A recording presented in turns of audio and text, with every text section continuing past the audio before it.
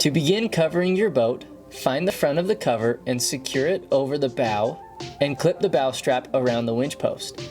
Next, if using the bow support pole for travel or long-term storage, we recommend flipping the center bow cushion upside down so the base of the pole sits on the back of the cushion instead of the vinyl. Fit the shorter pole into the vent sewn into the cover.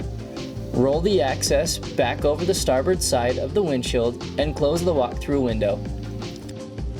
Spread out the cover to lay over both sides of the boat and check to make sure the bow support pole is centered and standing upright.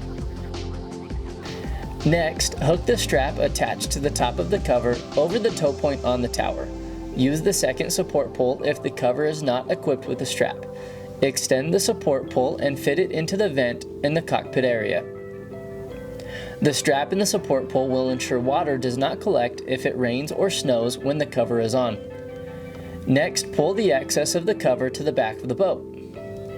Then go to the side of the boat to secure the Velcro straps around the base of the tower and connect the straps at the bottom with the buckle that you will find in the Velcro sleeve. Once both sides are finished, move back to the transom of the boat. Buckle the straps hanging down from the canvas and tighten. Unzip both ratchet strap pockets and tighten evenly until snug. Lastly, pull and lock down the rope running down from the tower or use the ratchet to take out any slack from the canvas. The cover is now secure and will help protect the interior of the boat from the elements.